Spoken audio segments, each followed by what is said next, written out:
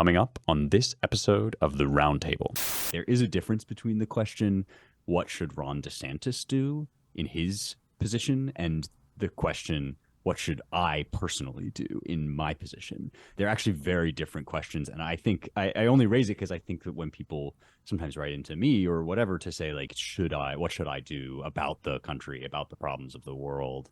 Like, I suspect that they're asking that question from the perspective of like imagining themselves to be Ron DeSantis or needing to do something on the level of a Ron DeSantis, when in fact that's not the road they've been given to hoe. And the deeper, maybe harder, more intangible, and also much longer term task, but also in some sense the more fundamental and more urgent task that James outlines of spiritual renovation, renewal, that falls to people who, when they contemplate these big political crises, feel either like they're cheering on from the sidelines or like they're hopelessly being crushed under by forces beyond their control. And the answer to that's the distinction between, like, yeah, DeSantis obviously needs to be making these kind of hits, having these sorts of success. But you personally at home are probably not in the position to be Ron DeSantis, and you may have a very different and in fact more urgent task ahead of you, which has to do with community revitalization, spiritual renewal, and the kinds of things that Matt is doing, leading at New Founding.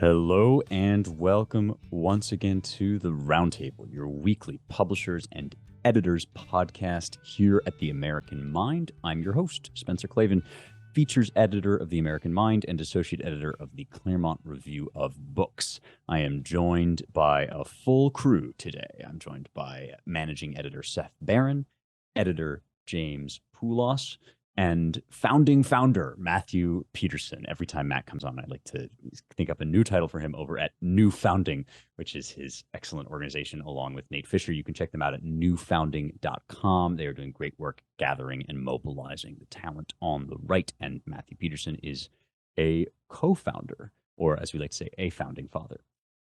We've got a few crises and catastrophes to talk about. As usual, what's the latest disaster coming down the pike? We are on it. And this time around, it's the FAA. I have to say, I thought that I was a fool because I did my best last year to rack up as many Southwest frequent flyer points as possible. And then literally while I was on the last trip to make the quota, they had a total systems meltdown and all these flights were delayed, and people were, speculating in the news about what the hell's going on with these guys. And so then at first I thought, like, oh, I'm an idiot. I've now signed up with the worst airline. But it turns out it's not just Southwest. In fact, the FAA has undergone a crisis level crash in its systems. And it seems to me this is one of those subjects I will say at the outset in which everybody has immediately become an expert overnight on Twitter. So I am going to disavow any expertise about this topic as I attempt to unpack what's going on. So far as I can tell, there's a systems failure involving the NOTAM system. And I use that acronym because one sort of darkly, grimly amusing dimension of this whole kerfuffle is that although this system does not work, it has at least undergone a woke name change. It used to be a notice to airmen, but in order to promote inclusivity, which is one of the primary thrusts of the transportation department under Steve Buttigieg, it's now a notice to air missions. So it's not the men or any individual non-inclusive person that might be being notified, but missions generally in the abstract that are notified or supposed to be notified when there are potential hazards along a flight route. So you get, things like, oh golly, establishment conditions or change in aeronautic facility service procedure or hazard. I'm just, kind of reading off some of the things that they list here. Air shows, parachute jumps, kite flying, lasers, rocket launches, and so forth. And this seems to be the system that has suffered some kind of crash. I've been reading a lot about the extent to which the system was badly outdated, although not its name. Its name is up to date, but the system itself is badly outdated. And so this has led to, massive flight grounding disasters that kind of roll, because these things, of course, have knock-on effects that roll back as you go with delays.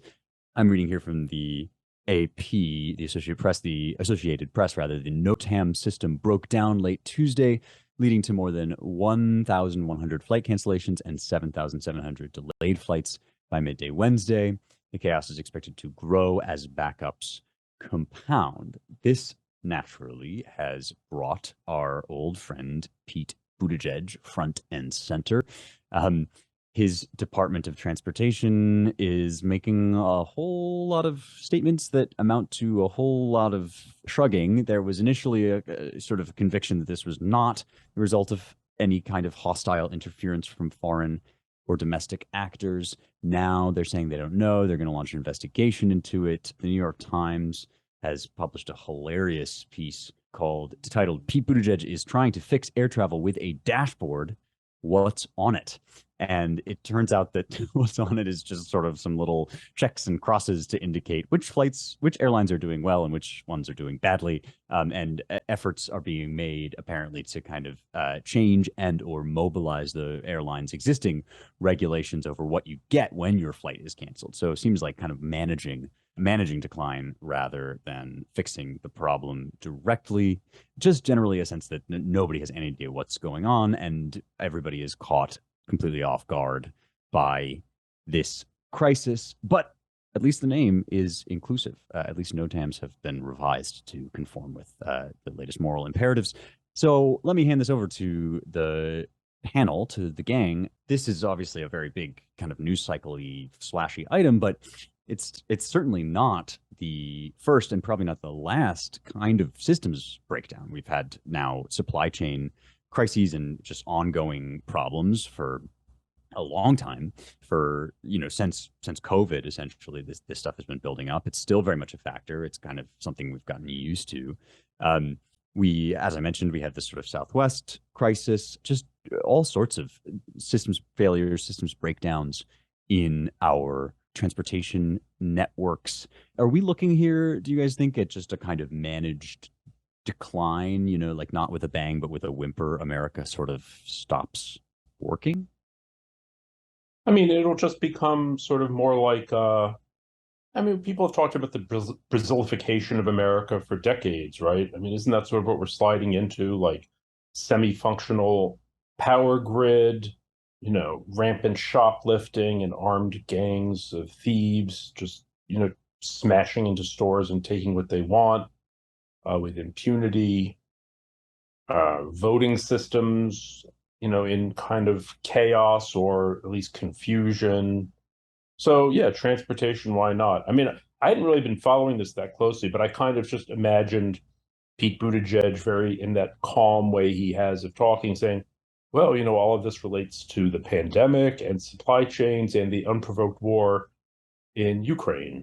Like, that's really, he always has like the same go-tos on all of these problems. I have no doubt that figuring out ways for, $15 meal vouchers and 45-minute delays will equate to this amount of compensation. I mean, that's the best they can do, I guess. Yeah, I sort of feel like it's all symptomatic of our general decline and competency. Seems about right. Yeah, there's no question that things are getting worse. Just kind of hanging out on the internet this month so far, like the attitude is one of the air going completely out of the balloon. Twitter was noticing, capital N, noticing that it was Amtrak too. There was a long haul train ride from, I think, DC to Orlando or something.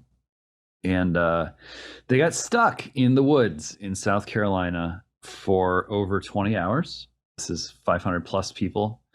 They started calling the cops. The Amtrak employees had to say, "We are not holding you hostage."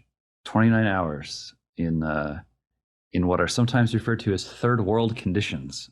Your mileage may vary.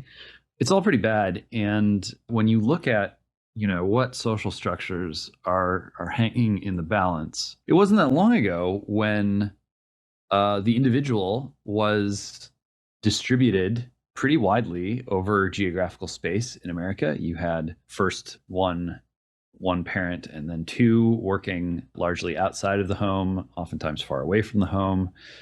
You had families spread across the country. Parents wanted to get Pumpkin into the best college she could get into. And so, that involved projecting an individual's kind of, lived presence across the entire continent in many cases. People went on road trips. People used the airlines, and they used them with a reasonable expectation of, maybe the food would not be so good, but they'd get you from one place to the other, and you could count on them in a certain respect, in the same way that you could count on this kind of lattice work of distributed individuals floating through the fullness of the United States. That has changed. Now individuals are mostly distributed in virtual space. And that's, I think, beginning to show in the way that our physical infrastructure is faltering. I think it was the great Matt Peterson who once said that true luxury is not even having to board an airplane. Everyone that you need or want to see just comes to you, and you live resplendently on your homestead, and that's that. And so much of what we take to be our commercial infrastructure is still dependent on social arrangements that spread networks of people, friends, family, and so on, coworkers across the country, necessitating people moving around throughout the country. You are now free to move about the country, as I think it was Southwest. That was their logo or their motto for a while. Now look at them, $800 million in the hole. And as so much of life gets virtualized and digitized, suddenly we can't really count on those networks and that kind of distribution being in place. And it starts to, it starts to make people question, and it starts to make people doubt, and it starts to make people apply the same kind of pattern of thinking to travel as they apply to the workplace, or to, well, should I really go see grandma, or should I really go see Aunt Jean? And like, I don't know, she doesn't even know my kids anyway. And that atomization and the shift from atomized people who are still trying to get some FaceTime in over the course of their lives to atomized people who are content to just kind of hang out in the chat, that's going to have real world consequences. Yeah, I'm just looking now as you're talking, scrolling across my newsfeed is Kevin Kiley making the statement on the House floor that California is currently in both a flood emergency and a drought emergency at the same time. And I don't think that's I mean, you guys who are in California can tell me whether that's a mischaracterization or not, but it does not seem as if this, as much as I love to kind of like knock on Buttigieg, and as much as this particular failure is quite spectacular, it does not seem like this is limited to any one system so much as just to a kind of general faith cosmic stipulation that like just infrastructure, whatever, like real life doesn't matter so much. There's the whole thing, all of what matters takes place in kind of, digital space somewhere where our like meat bodies are left far behind. And yeah, I mean, it's like we keep getting shown again and again that you actually can't just leave these systems to run on autopilot. You have to periodically update them and revise them. I mean, I saw one guy on TikTok, I wasn't able to confirm his story, although I have no reason to doubt it, just sort of telling about how he had been in charge of coding at one of these departments, and that he was effectively, let go for making too much trouble about the fact that like a lot of these coding, a lot of this code is just terribly kludged up or out of date and so forth. This seems to be something that like we don't want to look at or talk about. Like we would rather, many people it seems would rather just kind of accept the gradual constriction of their lives into like less and less efficiency and a smaller and smaller remit, rather than kind of like roll up their sleeves and get their hands dirty and think about how to start making incremental improvements in this area. It does not sound like to me like a recipe for success. No, you think one of the problems is it's hard to figure out for people what to do about it, because it kind of like you said, it's all pervasive. And James and I have been talking, and I was happy to know that I wasn't. Well, maybe we're both insane, but Yeah. at least one other person was thinking the same thing about how bad things are. Just how there's no vitality, there's no energy, everything seems fake, everything seems hollow. It doesn't seem like, and then as that you feel that kind of spiritually, you look around and you see what I call the second world America. We're devolving not to the third world but the second world in all these places. And you go to the fast food restaurant, you got kids that I need to feed them on their way back from practice, and only the manager's in there and there's no other workers, right? And so you wait 20 minutes flying, like James said. I mean, the day I don't have to use a cell phone at all or any of the apps on it is the day I've made it. I just hand it to an assistant, and that is my dream. That is when I know I've crossed the line. I've achieved my number. It's the same thing with flying. To have to fly all around like a rat in a cage is not a sign of status. It means you're a slave. But what's happening to travel? I'll guarantee you what's going to happen, and this happened the last few years. Private aviation was booming in 2022. Private aviation, has gone up. They're going to make the rest of it like the Greyhound bus in the skies, and eventually, you're not going to be able to travel if you're on the wrong side of the spectrum. You're part of the feudal majority, and I mean, I think the thing about managed decline that should anger people is that you mean it in not it's literal, like, or it's all the senses. Managed decline is not like, oh, it's kind of like we have decline but we're just slowing it down. It means the managers are managing decline. I mean, they are managing decline. The managers, the professional managerial class are the ones managing decline. They're pushing the decline in all their policies. But to go back to what you said and what I latched onto, that's the problem. The problem is that these policies slowly, they slowly rip everything apart. They slowly, pull I don't know, it's like an onion skin. You're peeling back layers and layers of civilization, slowly but surely. And they keep on doing it and doing it. So you can't like point it out. You're pointing out the white on the cue ball. You can't point out where's the cause or how it's happening. And that makes it difficult for people to fight against, and to kind of, where do they plant their flag? How do they say no to it? It's just kind of happening all over in this holistic, systemic way. And that's, that's the problem. And then when you take away the spiritual kind of vitality, like looking around, like everything looks pretty fake. Like these dances to these old habits of behavior and living that don't make sense anymore. It's really, really dreary.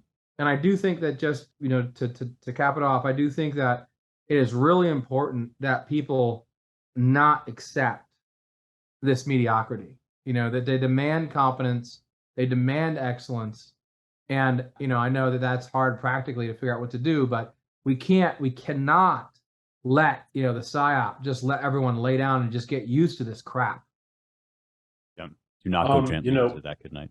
Yeah. Oh, I just wanted to in addition to private aviation and of course guns, another big seller apparently is whole home generator systems that like people, like luxury types, are buying for their houses. these cost like, mid five figures, I think, but to ensure in the event of a power outage that you can keep things going at home. Of course, this all comes at the same time that the federal government wants to outlaw gas stoves. Yeah, this kind of just degrading and humiliation of the American public. Yeah, it's pretty awful. yeah. I mean, civilizations in which the luxuries include eggs and electricity are not generally considered hyper advanced civilizations. And there is, I think, this sense in which, like, we as Americans, we just kind of take for granted that our country just really works. Like, everything works at the highest possible level. And aren't we lucky to live here because we don't have to worry about the sort of stuff that they worry about in, say, Brazil? And, not to overstate the case, like there's still a lot of that is true, but it also just creates this scenario in which, yeah, I've taken my hands off of all of these things. I don't even know or have to think about, like, what I would do if I lost electricity for a sustained period of time or whatever. And as Matt says, there sets in this double paralysis of, it's like complacency, but it's also just like what you would call aporia. Like, how do I even begin to insert myself into this, to exert some sort of agency over all of these systems that I passed off to, quote unquote, the authorities because I had this kind of generalized trust in them. And now that trust turns out to have been misplaced. And Seth, as you're saying, like, the people that you trusted aren't just kind of not worthy of that trust. They're almost like they're operating according to a philosophy that makes it inevitable that they will actually do their best to frustrate and thwart your efforts to kind of live well and competently. And that is genuinely like a demoralizing situation. It's also potentially a galvanizing one. I mean, Matt, you're always reminding people that, like, you should be angry about this stuff. You shouldn't be just kind of like rolling over and taking it. I mean, yeah, like I have to feel like the best and most promising responses to this sort of stuff do come from people who are trying to take matters into their own hands, as dicey and as like, as much as you shouldn't have to do that, as much as this should obviously be like an institutional problem that is dealt with. I mean, this is what government is supposed to exist to do, but we do not.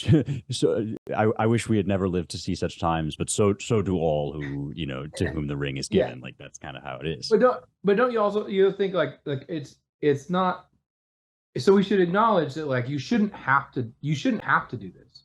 Exactly. You shouldn't have to be the trailblazer or have to, but it forces hard times, force that, and then hopefully these people who are doing X, Y, and Z, or crazy enough, are going to provide models that other people can follow. And if I look at politics, I'd say DeSantis, no less than Trump, is still like kind of weird. You know what I mean? Like, yeah. Like they're both early adopters. Like, DeSantis comes off as more normal in a way to American political, but they're both like pioneers. They're both pioneers. And in the beginning, you're going to have that weirdness. And, just to, you triggered me, Seth, with the bit about energy, because of course the grid in Texas, we need to build a bigger, more stronger, more beautiful grid separate from the rest of the country, which it is, but it's not strong enough. Everyone here forgot to buy generators, and then like fall comes around and people start buying generators because, like, damn it, I remember the power outages that happened 2 years ago or last year. And the problem is, exactly, for the whole house one, it gets pricey. It can get a little less than you were describing, I think, but got to do it right in a larger house. Like, it's gonna be certainly more than 10 grand, and you got to figure that out. And but we shouldn't have to do that. But whoever figures out how to provide the shovel in the gold rush, will do well. And then whoever figures out how to channel this desire into policy in Texas to make that grid better, will do even better, which is, DeSantis in Florida. So I think there are people who are rejecting it, but what's required now is unfortunately, a kind of self-sufficiency, because the Borg and the larger apparatuses and the larger institutions are all so hell-bent on this craziness, and they're constantly testing. And this is what the gas thing was about, right? I don't know. Maybe you guys know more about it. I know very little about the gas stove thing, but I just started laughing with the absurdity. But it seemed to me like a test, like how far can I push and degrade you? Can I make this work? And they don't stop. Yeah, I mean, this is good. We're already now scooping our other two topics, so let's just dive right into them. I mean, at a 10,000-foot level, just to say one last thing, is like, things, human life and human existence being what it is, like you in your life are going to be born into a period with some sort of crisis and catastrophe that shouldn't be the way that it is. So like, this is ours, and what's the point in comparing it to like other potential imaginary scenarios? Like this dems to break, this be how it be. But let's talk about it. I think I called it a trial balloon in my intro, and yeah, Matt, that's exactly right. Like it is really hard not to read this as like just sort of poking this idea up from out of the rabbit warren to see, like, are we going to have 6 more months of winter or whatever, to mix rodential metaphors. The timeline on this seems to be that I should begin by saying that Biden has now come out. The reason it reads like a trial balloon is because Biden has now come out to say, no, we don't actually want. The White House has said Biden does not support a ban on gas stove. But the timeline on this is that basically in a Bloomberg interview, you had this guy, Richard Trumka Jr. No idea if I'm saying that name right, but he's a U.S. Consumer Product Safety Commissioner and a Biden appointee, it should be said. And he talks about how the household appliance is a hidden hazard. Any option is on the table with regard to regulating them. Products that can't be made safe can be banned, and so forth. And so this began, I think, to generate some backlash. But that statement of itself already had like a bit of a history. I mean, this has been something that you can go back. You can trace it back as sort of far as you care to, and the further back you go, the less public attention it gets, and then suddenly it kind of comes into the public eye and people get pissed, and sort of rightly so. But one letter I would highlight is this letter from various Congress people, all the usual suspects, Ted Lieu, Dianne Feinstein, Cory Booker is the first signatory on here, about their concern. We write to express our concern regarding, this is writing to the Consumer Product Safety Commission, regarding the risks posed to consumers from indoor air pollution. In addition to the climate impacts, these emissions represent real health risks to millions of Americans. And then, of course, statistics show that Black, Latino, and low-income households are more likely to experience disproportionate air pollution. It really is kind of plug and play with that part of it now. It's like whatever thing is wanted, it's just give a guarantee that this is going to affect the relevant kind of demographic constituencies more than others. Meanwhile, in Realityville, I commend to you a thread by this fellow, Steve Everly. I hadn't encountered him before, but he was previously, I guess, at AEI, or maybe, previously at AEI, now does energy communications and public affairs. And he's got a little thread at SA Everly, in which he just goes into the actual research, and predictably, perhaps much of this is total bunk. The biggest analysis of any link between gas stoves and childhood asthma, which is one of the major concerns, and this is 500,000 plus children sampled worldwide, found no evidence of an association between the use of gas as a cooking fuel and either asthma symptoms or asthma diagnosis. And as he digs into some of these studies, the typical kind of buffoonery manifests itself. A lot of these statistics are generated by coating a room in plastic and running a gas stove sort of uninhibited inside of it. So of course you get just insane levels of toxins and pollution. Everly concludes that what you cook with, like oil, generates more than, as in olive oil generates more of this stuff than gas stoves. What you cook with matters. Ventilation seems to be one of the major factors. So this is obviously the whole idea of banning gas stoves, insofar as it is in fact a serious scientific proposition for addressing an actual pollution problem, is complete nonsense. Like, it just doesn't hold up. And it's one of these things where they confect a bunch of kind of cherry-picked studies that are badly done, and then they use that as just this general narrative that then they repeat and repeat and repeat, right? It's like wash, rinse, repeat. Yes, childhood asthma comes from gas stoves. Black and brown people, just throw in all these buzzwords, keep saying it, and now we have to ban your gas stove. Oh, sorry. Yeah. No, go ahead. Well, I was going to say, I'm sorry for one thing. I'm sorry I just stepped on what you were going to say, and I'm sorry I brought the topic up prematurely. But No, don't apologize. It's no, relevant. what I think is really funny is Richard Trumka Jr., who the head of the Consumer Product Safety Commission or whatever it is. I mean, his father was a coal miner. His father, Richard Trumka, was the head of the United Mine Workers, Hmm. and then the head of the AFL-CIO. So it just seems so funny to me that they filter this like deranged plot through like the scion of a fossil fuels like advocate, Yeah. typically. Well, right. It's But like, yeah, go on. but see what they've done in New York and California is they've just banned new gas hookups. New York City at least. So, and I believe they did this in California too. So, like if you're building a new house or putting in a new building, or I think maybe even if you're like, say if you buy a storefront and you want to convert it to a restaurant, you can't have a gas hookup, which really affects in particular Chinese restaurants because their whole thing is like having blazingly hot woks for like flash frying. So they're actually very mad about it. Look, this is part of their whole scheme to convert the country away from fossil fuels, or at least, to move the burning of fossil fuels upstream, right? So get everybody, it's this game, this shell game where it's like, oh, look how clean everything is now. We've converted everyone's stoves to electric, and everyone's cars now electric. Of course, we're burning fossil fuels, at source to generate the electricity, but we can all pretend that this is a green revolution.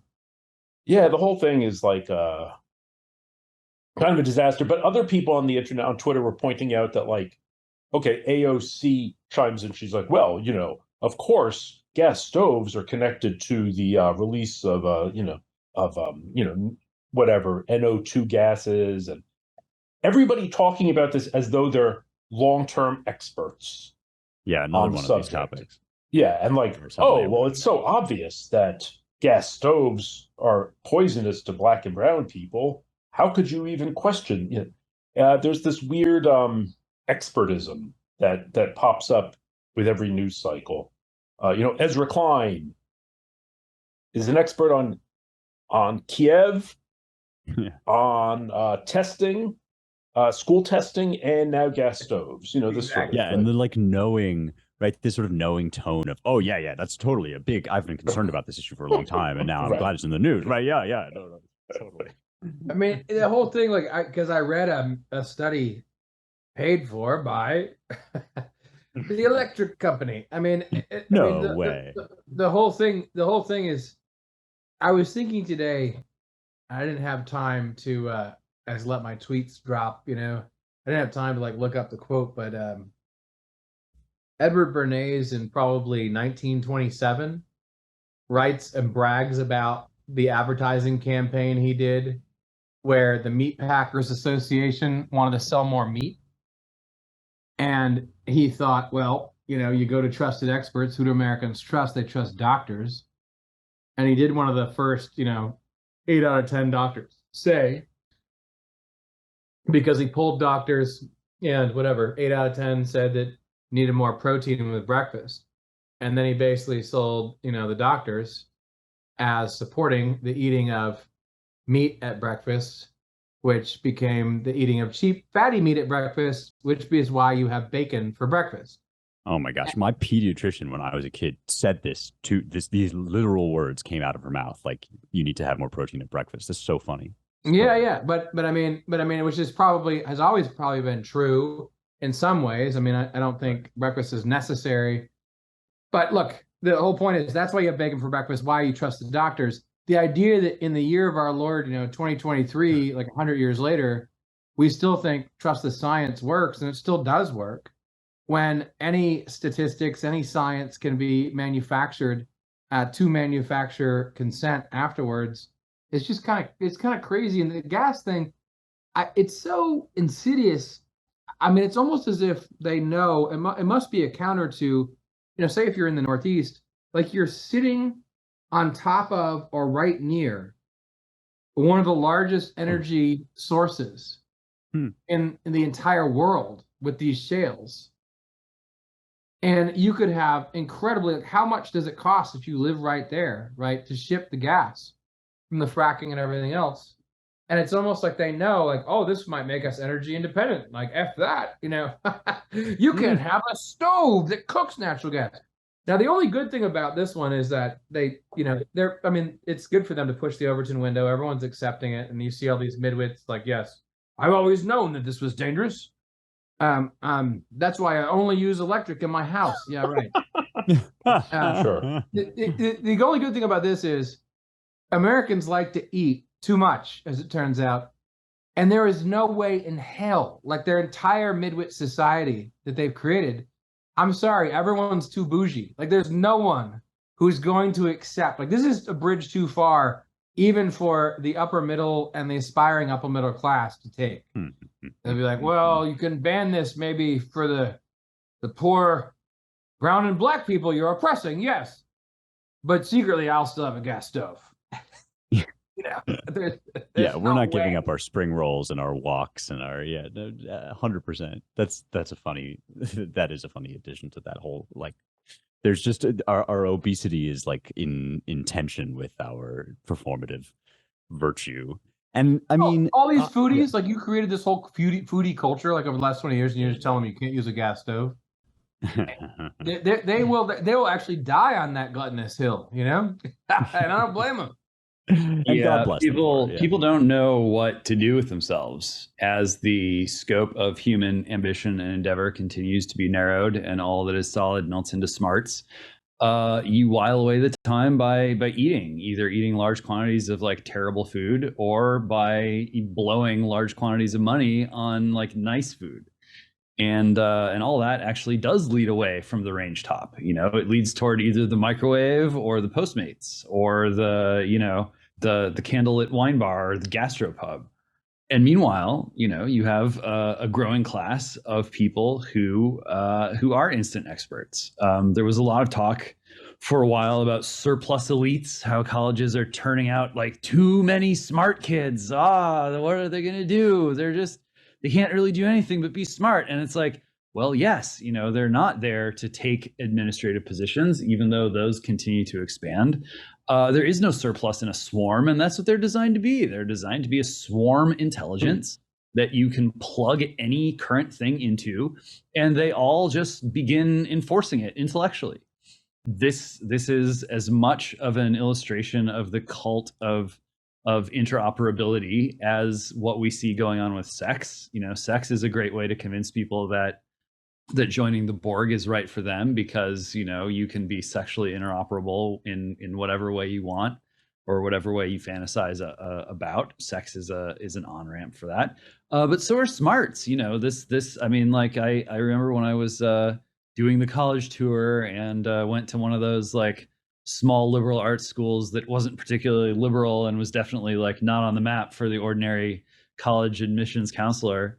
And you know, the admissions guy there, who happened to have a Southern accent, said something along the lines of like, you know, we don't make our students well-rounded because a well-rounded student goes in any direction you kick them.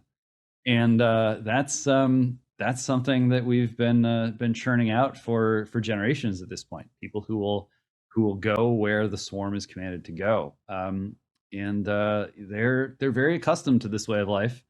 And it's, you know, it's an interesting question, like what's going to dislodge them. I know there are some who think that, you know, well, AI is going to get so good that all these white collar jobs are going to go away. You know, like if an AI can write your legal brief just as well as a person, then like, suck it, surplus elites. And I think, you know, I think that's wishful thinking. And I think the reality is going to be not so easily brushed aside. Well, I mean, at least in part because like the point of having a real human around to write the kind of midwit and cookie cutter defense of the gas stove ban is actually not so much to persuade other real humans as to extract compliance, performative compliance from that real human. Like, so what good does it do if you program your machine to say gas stoves are bad for you? We need you to say it, right? You want that coming out of like the mouths of the actual people that have submitted themselves to the regime. I've been getting, I mean, I guess it's not really getting red pill because I sort of already, my priors are confirmed by this particular rabbit hole, but I've been revisiting lately that moment, that sort of umbrella study that confirmed what sensible practitioners already knew about the chemical theory of depression, namely that it's a total psyop invented basically by the makers of Prozac to convince you that what's going on in your brain is not sorrow, not the the cratering of your prospects or the loss of a loved one, but just the wrong amount of serotonin, because that has like an easy pill that you can take to fix it, like without ever indicting the usefulness full stop of psychotropic medication, without ever like condemning the entire class of psychiatrists and psychotherapists. Like we can all, I think, agree that there is something deeply wrong with a, not even with a profession, but just with kind of a complex of businesses that exist to like gamify the human soul to such an extent that it can be prodded and poked and most importantly monetized in that way, based on the like capital S science that we happen to have cooked up at the moment. And like when somebody comes along and sort of says, as this study did, like, well, there's really no evidence, there's never been any evidence for this thesis, and you all know that, and you've been, some of you in fact have been saying it. It's like, yeah, great, but too late, right? It's actually not about the science in the real sense. It's about like this just kind of reflexive instinct that we've now trained into people that builds upon itself, and we don't even need to like tell people this anymore. They just sort of think about it. I was talking to Tony Daniels, aka Theodore Dalrymple, and he was like, yeah, I hear people on the bus talking about the chemical imbalance in their brains, and these are people that I know couldn't recognize the chemical formula for salt. And I thought that was like such a true line, and kind of, it's not just in this area of psychiatry, it's in all of this stuff. It's like, oh yes, like the science now shows. You don't know what the science shows. You're being like led by the nose into this confection of kind of like political and economic narratives designed to gamify you and make you into a product. And like, this stuff is very obvious from the outside, but it certainly like carries a certain amount of conviction from within, clearly. That's actually, all of this is a good segue into our last topic, because so much of it has to do with education, right? And with training people in critical thinking versus kind of farming them into widgets in pre-approved set of ideas and a pre-approved kind of intellectual machine. We've talked a lot about the decline of the university, about the crisis in colleges going back many decades now. And recently, speaking of DeSantis, speaking of his kind of trailblazing, get up and do something about it sort of attitude, he's made headlines yet again with what looks to me like a pretty based move. He's basically, I almost said commandeered, but that would be to buy into this narrative that he's somehow like doing something wrong. But what he has done is appointed 6 new members to the New College of Florida's Board of Trustees. And this is, a public university. In 2001, it was designated the state's honors college by the Florida legislature. And like many schools, public and private, it has basically succumbed entirely to a rigid dogma about what education is for, about what justice looks like. Activism is the name of its game increasingly, and DeSantis is making an effort to reconfigure its priorities. We should note, as a matter of full disclosure, but also a matter, I should say, of pride, that some of our friends and fellow travelers are among those appointed. Charles Kessler, editor of the Claremont Review of Books, is one. Chris Rufo, fellowship alumnus and Manhattan Institute celebrity, is another. And the DeSantis is being very open about his project here, or at least his administration is. Here's his chief of staff, James Uthmeyer. He says, it's our hope that the new College of Florida will become Florida's classical college, more along the lines of a Hillsdale of the South. You can probably fill in like a Mad Lib the professions of shock, horror, and distaste that are coming out of the just the twofer there is delicious, right? I mean, yeah. Hillsdale of the South. just in case. Hillsdale of the South. It's it makes it sound like they're going to be like offering a major in hog tying, right? Like, and in target practice and hog tying. But this is like, it's a terrible abrogation of academic freedom. It's an activist intervention into the sanctity of the university. If you want a taste of this, I guess go look up The New Republic's A Florida College Goes to War with Ron DeSantis. It's like kind of pointless at this point to point out hypocrisy, but the narrative that this is somehow like the intervention of politics into the hallowed halls of academe, when you're looking here at a system that has become entirely politicized, that is basically an arm of a certain state regime, certain state ideal, just in the other direction, right? Like, this is kind of very funny that this is now supposed to be some kind of totalitarian move. But in any case, I don't know. I mean, this seems like a strong stance from DeSantis. What do you guys think? Is this like is this an approach that could make a difference? It's tempting to just despair over the existing university system altogether and instead focus one's efforts on building new institutions. But what do you guys think? Look, it's like a great, like Matt was saying, you can't just despairing is no good. I mean, light a candle. Okay, yes, this is one college out of, 3,200 or however many colleges there are in the country. Almost all of them are completely liberal, just as as a blank page is white. I mean, nobody questions like the ideology. So, anything that goes against it is going to provoke resentment and horror. Is this going to change the world? No, but seems like it's a good step. It certainly angers the right people. So if Michelle Goldberg is freaking out about Chris Rufo, that's fine. I think seems like entirely salutary. Yeah, the subhead it's not even a subhead, it's like the topic category of the New Republic piece is under threat, which, as you say, Seth, is like a good sign. And I mean, this is not for nothing, but this is the area in which we, I don't know, it feels as if we keep coming back to this issue when we talk about these structural concerns. James just a moment ago was kind of outlining the structural disaster that is our education system, and like making some kind of inroad in there is surely to the good. To me, this one, I don't know, use the word white pilled, but to me, this one is historic, Wow. absolutely essential. First time in any of our lifetimes that a governor, of course, a red state governor, there's no other option, just said, no, I'm going to put my people, my friends, people who believe what I think to be the truth, on the board of a public university, showing a depth of seriousness, of understanding the problem and wanting to do something about it.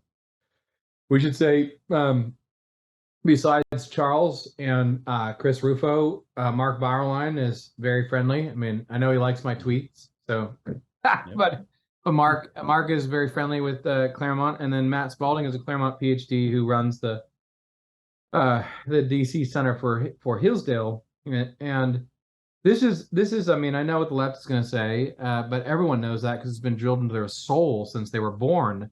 Even the left does this all the time. They put blithering idiots on these boards. This is the other thing. They'll be like, "Oh, this is biased." You know who's on these boards? Like in the rest of the world, like these people are morons. Like you have people who they literally want some little badge of prestige. So a politician goes, "Oh, I'll put you on the board of State University so and so." They're like, "Oh my gosh, I love the football, yes," and they're so proud to be on that board. You think they contribute intellectually, to the mission of the college? Are you nuts? I mean, the idea, this system is so bad right now. The fact that DeSantis stood up and said, I'm going to put people I like, who I think are, moving in a true way on the board of this. And I was at I was at an event with DeSantis. Maybe I'm not at liberty to say, but I mean, let me put it this way. DeSantis has been planning this for a long time, as he usually does. He doesn't take shots. He can't hit where he can't hit the target. And this is historic in the sense that someone is actually trying in the way that they should try, and it should provide a model to the rest of the country. I'd love to do some documentary or media work on it. I've thought of that. I'm thinking about different ways to assist. But let me say this: the amount of people. This is a sign of how monumental it is. Again, we don't want to make, like Spencer, we don't make too big of a deal about it, but someone's at least doing what should be done. The amount of FOMO, even in my own office, among everyone at New Founding, and across the country with decent-leaning, academically minded people.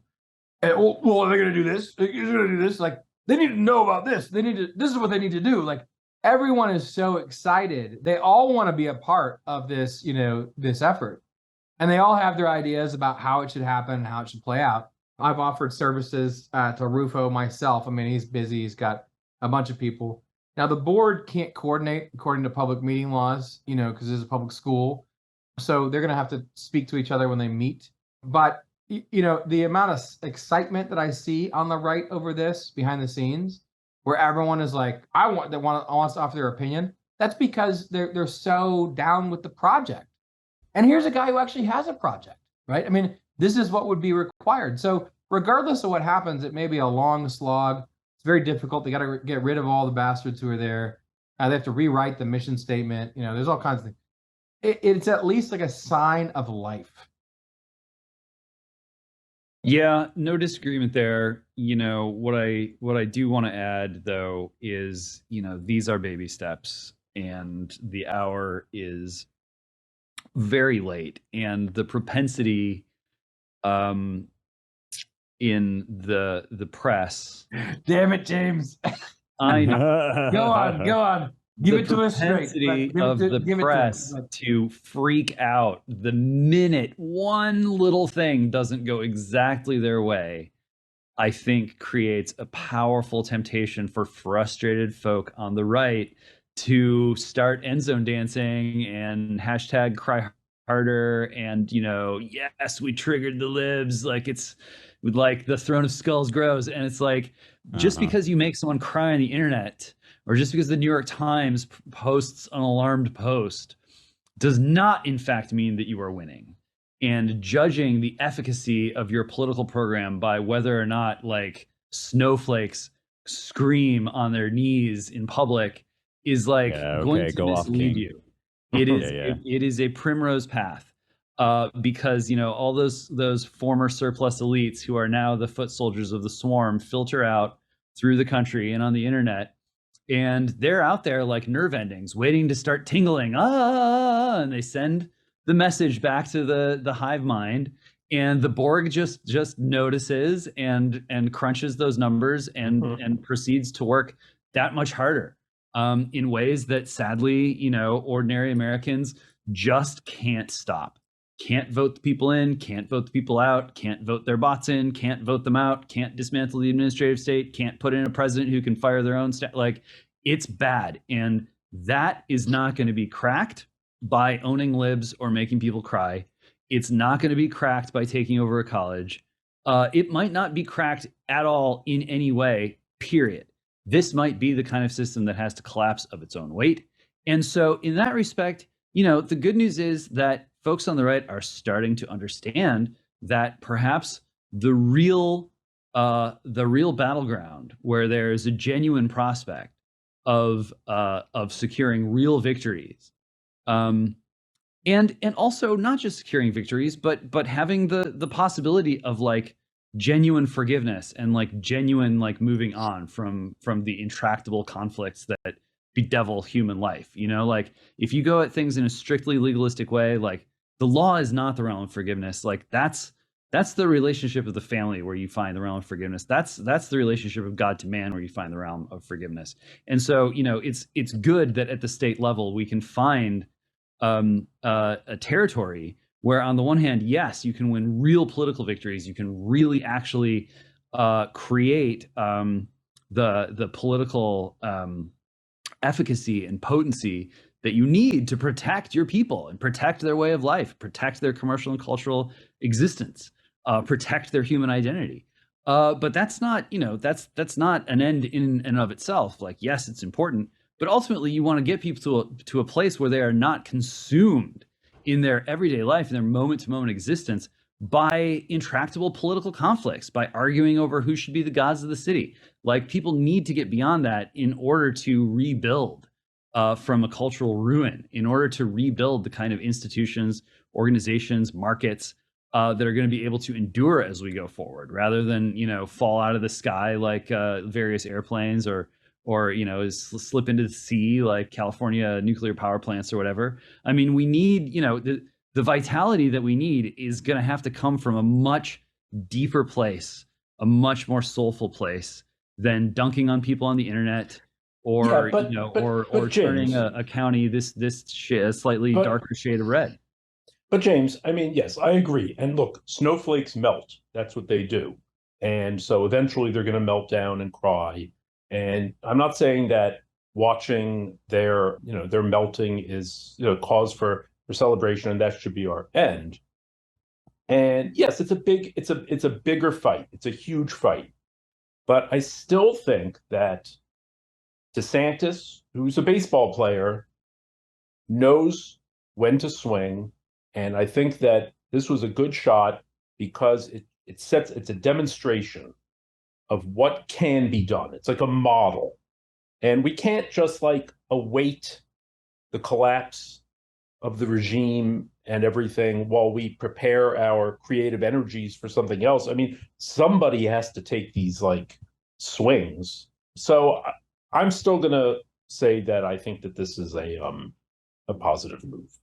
Oh yeah, no question about that. I want to pile on with him, and then you should respond, James. Because I want to pile on a little bit more. Like, I agree with Seth, and I'd say, the good thing about it is, how are you going to do what you're talking about? Like, get to the deeper kind of reform and change that's needed. So yeah, all the BS on the internet about dunking on the libs and DeSantis is pissing them off, whatever. But the cool thing about this move is, it's a model for actually taking over an institution, or understanding that you need to take over an institution. Yes. That potentially could be held for a longer period of time, even if the feds get worse and worse as things collapse. And I think that's the sign of hope that we see. Like, for instance, what if the board, starts to look for all the best people, and they start to be successful in the faculty, and even in the religion or theology department, which is usually terrible, they start to congregate all these people who are good, right? I mean, some amazing things can come out of that in the midst of decline. I'm definitely not arguing with any of that. I mean, look, just at the level of taking over a college. Okay, so the dog has caught the car. You now have yourself a college. What are you gonna do now? Do it. Just don't hold back. And what you are going to do now is you're going to be faced with certain questions, what is this college dedicated to? Is it dedicated to, we respect open debate. We're just going to have people, hash it out. It's going to be the John Stuart Mill College of American Exceptionalism. And that, that's one possible path. Another path is, we're going to be a place where promising, bright, young Christian students can come to our beautiful campus and learn about Boethius and find their husband or their wife and move back to the Shire as soon as they graduate and settle down, and no one will ever hear from them again. That's another path. This might be the college of building the time machine that takes us back to 1996. Like, there are many things that you can do with the college, many things that have been tried, and many things that people on the right would love to, we're gonna teach kids about business. Finally, they'll learn economics, Austrian economics. That's the ticket. That'll say many things that you can do. Many things will be tried, but we've seen these stories play out sometimes over the course of our very own lifetimes, and we've seen where they have led. And so I am not here to tell anyone that their life's work is futile and they should be ashamed of themselves. Far from it. On the other hand, it's important to recognize, with so many people, hitting the wall or being on break, or the ice cream cone machine at the McDonald's doesn't work. You know, all the memes about American decline. Like, yes, it sounds right to say, no, we need to remind Americans that they have no limits. Like, all you have to do is have gumption, or like the right attitude, or this just follow your path. The reality is we all have limits, and there are innate human limits. But also, you know, especially when you get to a certain age, or if you've been sort of through enough sort of struggle in life, regardless of your age, you realize that you personally have limits. There are things in your life that you would like to do, not just as a preference, but things that you feel like are a duty or a responsibility or a calling, or something that you owe people, family, friends, institutions, and that you know in your bones that you are just not going to be able to do. You're not going to be able to get it done. You're not going to be able to reconcile with that family member. You're not going to be able to bring your friend to Christ or whatever, you know, many things. Not going to be able to like take that trip that you always. There are limits. And when you recognize them, and when you recognize that there is no escape from the personal limits in your life, then your soul, I think, begins to turn in a direction that changes the context of these political contests. Like, yes, you always want your side to win unless there's something profoundly wrong with you. Yes, like the stakes are very high. And like, yes, it would be nice if you could do the kinds of things that would lead in some way to your country being saved, or your college being unfubarred, or, you know, whatever. Easier for families to form the right way so that the population doesn't crash. Like, yes, all those things would be great. But if what we do with higher education and what we do with those in our care is just to sort of throw them back on the idea of like, well, you know, you just kind of have to like keep absorbing knowledge and keep trying hard and keep chasing after your passion or your goals or whatever, people do hit the wall. It's not just for like women who are down to their last egg or whatever. It's for everyone. Like, we all have our personal walls, and we do hit them. And you can't just like pretend that that isn't happening, especially in America of 2023, where like the soul sickness is so pronounced and people are crying out so desperately. And yes, the political wins are important, but we got to like remember how to reconnect the two and understand that just because the dog finally catches the car doesn't mean that the problem is solved. Like, the problem in that sense is really only just beginning. I just want to say quick, you have black-pilled me again, but yeah, I agree with that too, is the problem. And this is partially why I didn't feel the same FOMO as many in my office or many of my employees did, because it was sort of like, okay, you know, let this play out. There's not like one chance to save the world through this little college. It's a good example. There's, like James said, this is especially like the real looming question is what should the principles and purposes of that college be? Why does it exist? And this is the great question of, you know, of everything. And that's not clear at all. But even before you get to that is the soul sickness. And there, I mean, it is that, you know, it's a sign of hope. It is a sign of hope. I still retain, because it's understanding that institutions have to change and good people have to be in the same institutions. You have to, you know, like-minded people have to be in the same institutions. And then at least you could hash out a kind of plan. But the plan, I think, as you suggest, has to be something that directly addresses the soul sickness in very practical ways, as in how I should live my life right now. Where should I go? What should I do? And you know, that's what's lacking on the right. I feel like as we come to the end of this episode and I'm tasked with closing it out, I feel like I should have a little like white pill and black pill chip that I can use to vote in this discussion about how optimistic or pessimistic we should be. And I think quantum pill. That's always the quantum pill, just so that I can get that out there, you know, so I can shill my pill that I coined. But no, I think I am ever on the kind of white pill side. I always list toward the white pill, and I tend, like Matt, to think, you know, this is something that you, yeah, it's not going to fix things, but why not? Why not do it? Why not do something? James, though, I think is absolutely right in the sense that, like, if you think that this is going to fix the problem, you've got another thing coming. And so I guess that my only like addition to the conversation is to say there is a difference between the question, what should Ron DeSantis do in his position, and the question, what should I personally do in my position? They're actually very different questions. And I think I only raise it because I think that when people sometimes write into me or whatever to say, like, what should I do about the country, about the problems of the world? Like, I suspect that they're asking that question from the perspective of like imagining themselves to be Ron DeSantis or needing to do something on the level of a Ron DeSantis, when in fact that's not the road they've been given to hoe. And the deeper, maybe harder, more intangible, and also much longer term task, but also in some sense the more fundamental and more urgent task that James outlines of spiritual renovation, renewal, that falls to people who, when they contemplate these big political crises, feel either like they're cheering on from the sidelines or like they're hopelessly being crushed under by forces beyond their control. And the answer to that's the distinction between, like, yeah, DeSantis obviously needs to be making these kind of hits, having these sorts of success.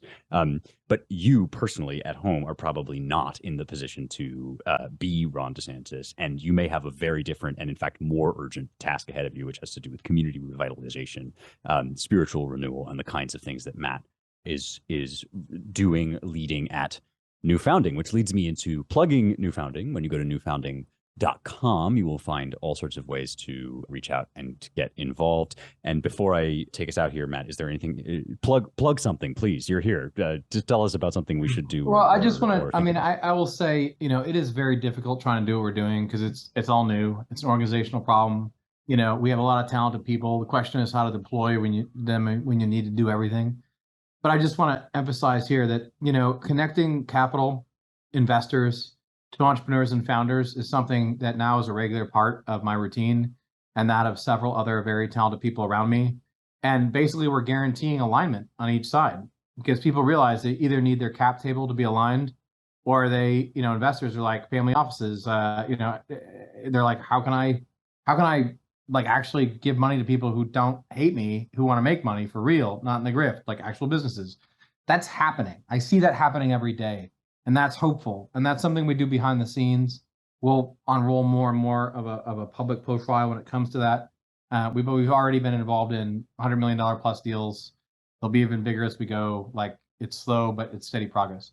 And then on the other side of that is talent and businesses, where the talent network, newfounding.com/talent, you're talking Fortune 100 people who want to get out, and we are in a boutique way or just here's an email blast way, connecting people, matching them to find opportunities. So if you're, in business or you're just looking for work, I encourage you, go to the talent network because it's amazing what's happening there. You'd be surprised how many people are looking to do the same thing you are, which is to hire aligned people or to get out from underwood capital, find people of equal talent, and build, anew.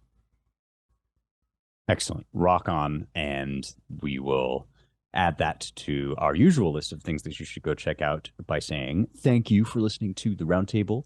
If you want to learn more, you can visit our websites at americanmind.org, claremont.org, claremontreviewofbooks.com, and our DC-based Center for the American Way of Life at dc.claremont.org. And you can also donate to support the show at claremont.org/donate. Another great way to help us grow the show is to rate, review, share, and subscribe, especially those 5-star reviews, especially on Apple, but wherever you get your podcasts. If it's got a rating system, give us the max, or at least don't give us a bad review. Keep your bad opinions to yourself is the other way you can help us. Subscribe on Apple Podcasts, wherever you get your podcasts. Thanks, everyone. Talk to you next week.